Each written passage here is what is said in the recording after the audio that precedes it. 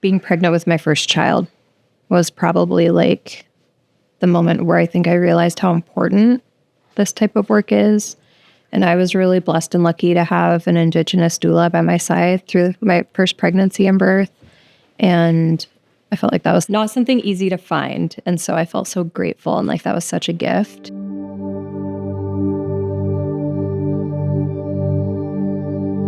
During that pregnancy, I spent a lot of time reading about our traditional practices, asking elders, family members.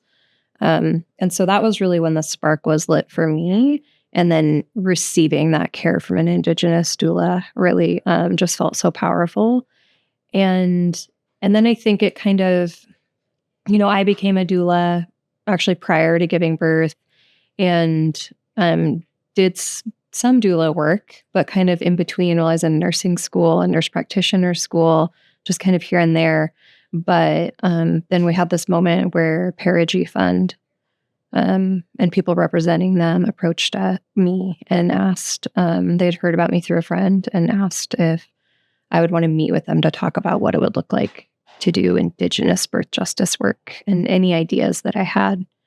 And that conversation and the things that have come from that have also been really affirming.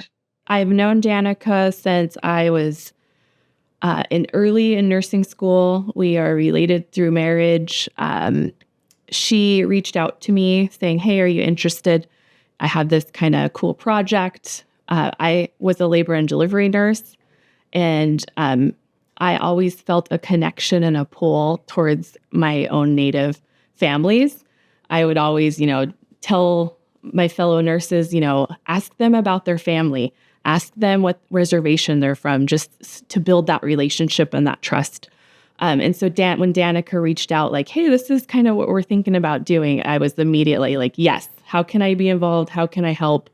How can I support this? I went through a pregnancy very alone, and knowing that I was going to eventually be a single parent. When I went in to have my baby, I felt like I had nobody. But then my two best friends showed up that day and provided me that support and that community. And then following that, my own community wrapped themselves around me. And I knew that I wanted to help other moms feel that support and that love. And that's the whole point I went back to nursing school, because of my experience in my own OB care. I wanted to love on and support women, especially Native women, who might not always fit the mold of what our healthcare system thinks. Our family models. We show up with large groups into the healthcare system, and they might not always understand the different roles that our aunties play, our grandmothers play in our lives. And I wanted to really pursue that. In Spokane, we have a varied population of different Native people with different experiences from different reservations. And we also have a lot of us, myself included, that moved from a reservation to the city that felt like they lost a little bit of community. And so it's a place for connection. And then it's also, as a nurse, it's a place, I feel like, for our people to seek resources, to ask questions and not feel that judgment just because they don't know.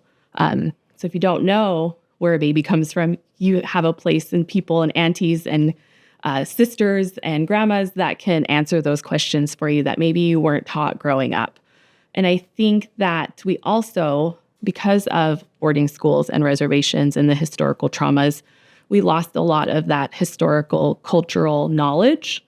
And I think that this is a safe, open, welcoming space that invites people, no matter what tribe you are, no matter if you have an enrollment card or not, or if you have those connections back home to those knowledge keepers. It's a safe, open place that you can come get that support and get that cultural knowledge. I attended college at the Evergreen State College, and I took a night class that was like Introduction to Health Careers. And they had a different lecturer every night or every week. And a midwife came in and talked. And I feel like that was the moment where it like really all started. And I think it probably resonated with me maybe more than it could have with someone else, just because my mom had chosen to have me and my brother out of hospital. And so at a birth center in the 80s here in Spokane. And so that natural unmedicated birth had been normalized by my mom. That hadn't been done in the generation before her, but she kind of normalized that for me. And so hearing a midwife talk, I think, was really, really inspiring. So I kind of started to explore, and that was when I was like, oh, I want to be a doula. And so I did a training at Seattle Midwifery School, which is now Bastyr, and did that training as part of my college course at Evergreen, because you can write your own class. And so I wrote a class where I could do that training at Seattle Midwifery School and then read books about pregnancy and birth. And then not long after that, I became pregnant. And then that was where like kind of the cultural piece crossed in about what do I want for my child. My mom grew up off reservation and kind of felt disconnected from culture. And some of that was by my grandfather's choice of just like keeping himself safe, like feeling like he needed to be disconnected. But my mom felt really disconnected. And so she actually, at the time that I was pregnant with my first child, she and my dad were living in British Columbia, living with an elder that spoke our language so that they could become fluent. And at that time, they were building a curriculum in order to teach other people our interior Salish language and Selk chain. And so I think there was already that happening within my family. And then I think through that exposure to language revitalization work, I saw what it did for people, like what it did for their mental health, sense of self, connectedness, community, like all of those pieces. And so it made me think about how culture in any way can do that for people. And so thinking about how pregnancy and birth are this time where people are so vulnerable and also so open to change, right? And like really thinking outside of themselves and thinking about this unborn person. And that's such a great time that like for culture to like drive impact and maybe change somebody's trajectory, but also to make somebody feel extra loved, extra supported, and to help guide them, as they become a parent.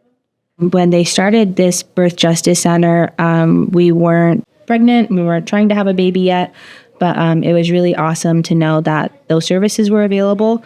It's something that Danica is really passionate about, and other people who work in this space are really passionate about.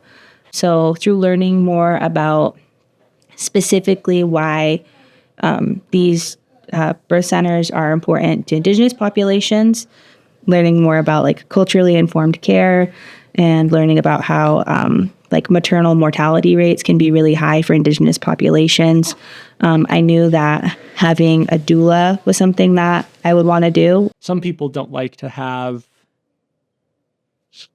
a personal connection for things, they're like, they want stuff to be like anonymous or like the professional, right? But I mean, she is a professional, but I like to have, when I got to do an important thing, I like to have someone who I know and trust, who like is knowledgeable about the thing, give me advice and help me, and so her being there was fantastic for that.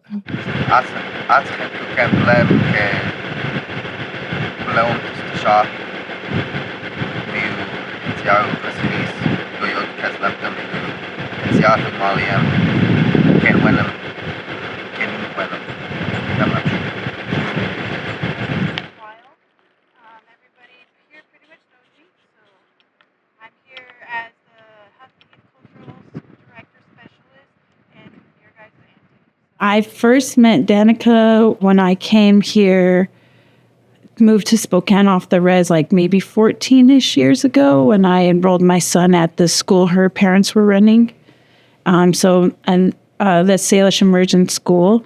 So I started learning language and doing work with helping our future, but more just with kids, like trying to get the first 5 years and be a toddler teacher and give the kids what I could give them in those first 5 years.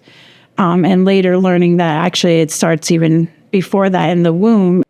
People are really born with specific skills and gifts. And mine always just has been raising kids.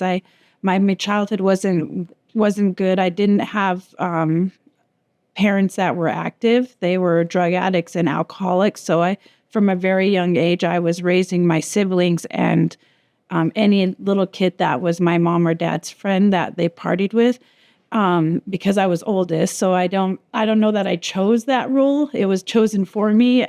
Depending on what you believe, I guess I chose my life before I walked this earth. But I just have always wanted better and always knew that there could be better for the future generations, and that it was my job to do that for my family, to break them barriers, break them curses, and move forward. I don't know if maybe people told me that when I was younger or what. I just have always known it. I've always known that my gift is working with kids and saving however many of us I can. I had a lot of family support with my first 2 pregnancies, and with my last pregnancy, it was really rough and a really hard, dark time of my life, and I felt really alone, and like I drove myself to the hospital, and it was really lonely. And if I had had a doula or knew about a doula, things could have been a lot better and more comfortable for me. And so just like everybody, especially during pregnancy and labor and after, just really needs as much support and community as they can. I got my degree in social services, so I always always knew I wanted to work with people. I didn't know what I wanted to do, though. I just kind of was lost along life for a while. Then I found the Sailor School. My daughter started going to preschool there, and so I started working there and learning the language and teaching the language. So I was there for 8.5 years. Danica's parents run the school, and Crystal also worked there, so that's how we're all connected. Crystal and Danica, when they started this, they just always talked about it, and I was just so intrigued. So they started inviting me to things to learn more about what they're doing, and I just knew, like, after meeting everybody and learning what they're all about and how much of a need it is, and how I wish I knew these things and had these tools and ceremonies and traditions. Ever since then, I was just like, give me more. I want to be a part of this. A lot of things were taken from us. A lot of things weren't passed down. My parents, my mom, my aunties, they didn't talk about things to us. So you're just living off the whim, and what you think is your young self is the best for you without any advice or input from other people. And I feel like people grow to be stronger people and who they are when they have the best support. Growing comes from learning the language and living in the language that, especially in the city, you don't have much connections. You're not on the res. We're not all condensed in one spot. So we really have to find each other to make those connections. And so having a centralized place where we're able to meet each other, all the Indigenous communities able to gather and join it, don't matter what tribe you are. A lot of people hear Indigenous birth justice and they think pregnancy, birth, that's it. But for us, it's broader. So it could be preconception, it can be pregnancy, it can be birth, but it's also about parenting and supporting people in their parenting journey. And then it's also about supporting youth as they come of age, right? So when we think about teens going through puberty, they're transitioning to adulthood. That's part of preparing to be an adult that walks in this world and also cares for children. And so if we want healthy families, we really have to work with every age and including youth. And so coming of age programming has been really important to us. And it's actually, we started with it. That was something that myself and our employees had actually already been doing in community on a little bit smaller scale. And it was something we wanted for our own children when they came of age. And so we had already gone through that process as parents as well. And so our goal was to be able to provide that to families here in our community too. So we actually started with coming of age work as we think about like adolescents turning into adults, adults becoming parents. And even if people choose not to have children or aren't able to have children, all of us adults have to support other people's kids too in the ways we can, So we just think it's a really important time to support them through. We know that being a teen is hard and maybe harder than ever right now. And so I think that's actually some of our foundational work, is thinking about how to help teens grow up to be healthy adults that can have healthy families.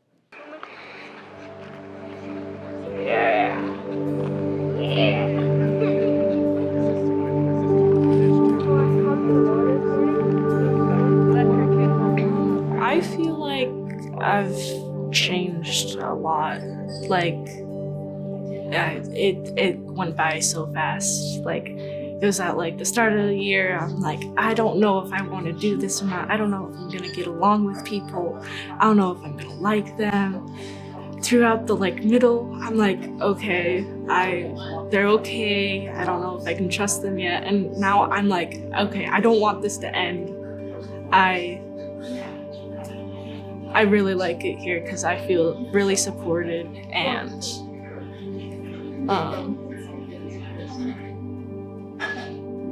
cared for. But like, I've definitely changed, had a lot of lessons learned through the span of 1 year.